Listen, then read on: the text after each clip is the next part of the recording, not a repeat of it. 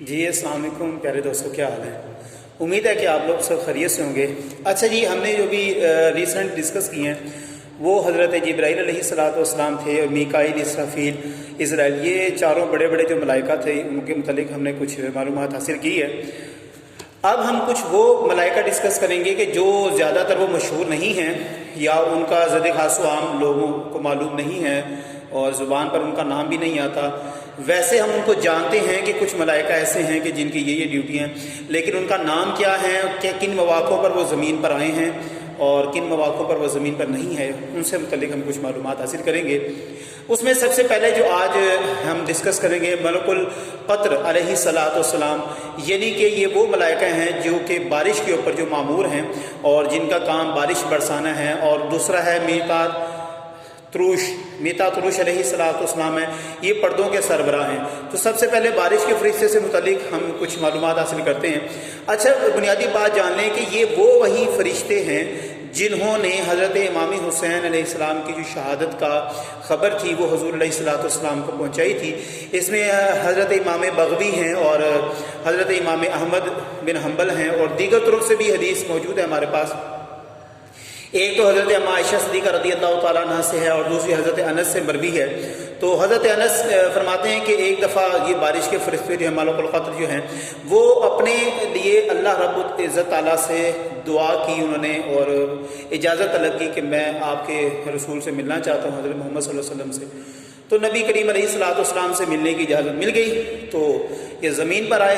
جب زمین پر آئے تو انہوں نے حضور علیہ السلام سے جو ہے ملاقات کا شرف حاصل ہوا۔ حضرت ام سلمہ کے گھر میں آپ موجود تھے اس وقت، تو بیٹھ کے بھی ملاقات ہوئی۔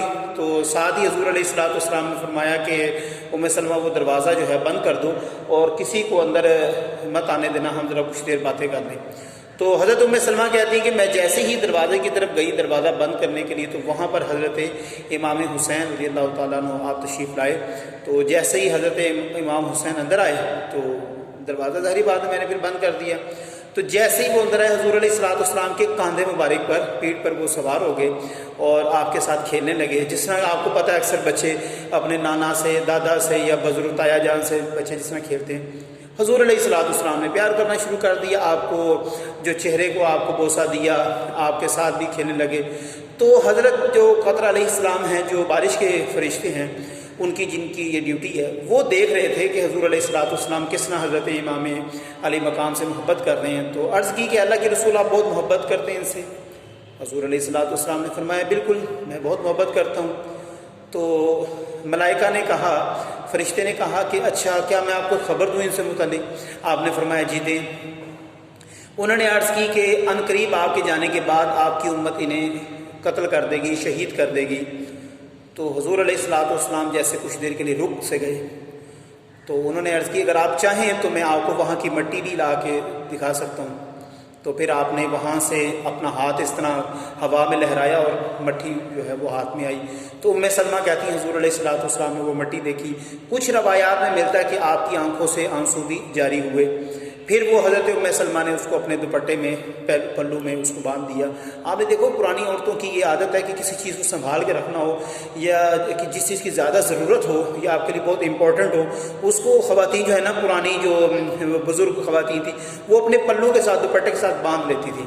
تو انہوں نے بھی اس کو پھر پلو کے ساتھ باندھ لیا۔ ایک اور مقام پر حضرت ابن عباس سے روایت ہے، وہ کہتے ہیں کہ ہم یمن کی طرف ایک سفر کر رہے تھے، اس میں حضور علیہ السلام بھی ہمارے ساتھ موجود تھے۔ تو کچھ بادل کے ٹکڑے ہمارے سر پر آئے، تو ہم نے چاہا کہ یہ بادل ہم پہ ذرا برسے۔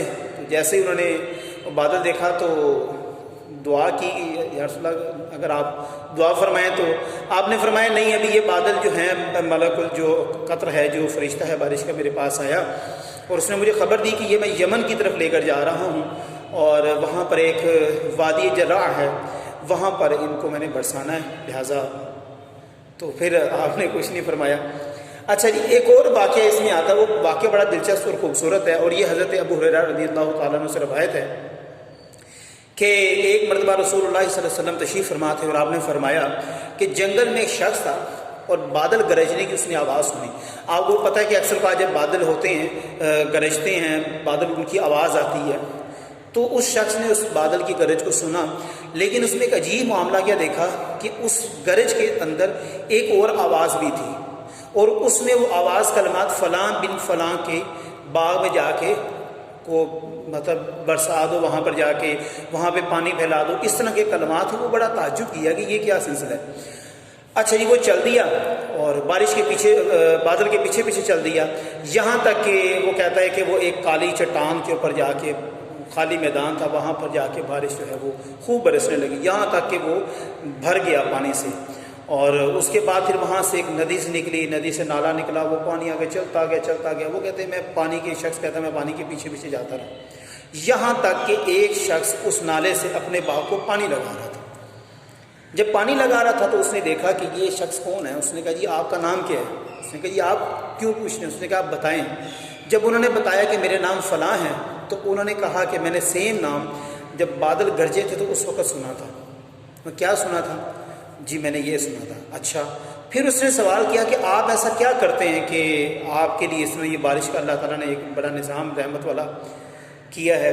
اس نے کہا کہ میں خاص کچھ نہیں کرتا، جیسے میری فصل تیار ہوتی ہے میں اس میں سے کچھ حصہ، یعنی کہ 3 حصے بناتا ہوں اس کے، جو ایک اپنے گھر والوں پر، ایک اقربا کے اوپر، اور ایک محتاجوں مسکینوں اور جو یہ غریب لوگ ہوتے ہیں ان کے لیے میں مختص کر دیتا ہوں، بس اس کے علاوہ میں اور کچھ نہیں کرتا۔ تو یہ اس سے ایک سبق یہ بھی حاصل ہوتا ہے کہ جب آپ اللہ و تبارک تعالیٰ کی راہ میں خرچ کرتے ہیں، خواہ وہ کسی بھی طرح سے ہو۔ حضور علیہ الصلوۃ والسلام کی ایک حدیث مبارکہ ہے جس کا مفہوم یہ ہے، آپ نے فرمایا کہ ہر شخص اپنے گھر کا جو ایک وہ رعایا ہے اور اس کا وہ سربراہ، اس سے پوچھا جائے گا اس کا، تو ہم سے بھی پوچھا جائے گا مرد حضرات سے کہ جناب آپ کے انڈر آپ کی والدہ تھی، آپ کے والد تھے، آپ سربراہ تھے گھر کے، آپ کی بیوی تھی، بچے تھے، ان کے ساتھ کیا معاملہ کیا، اپنا مال و دولت آپ نے عیاشی میں اڑا دیا یا ان کی خدمت و تواضع میں پیش کیا۔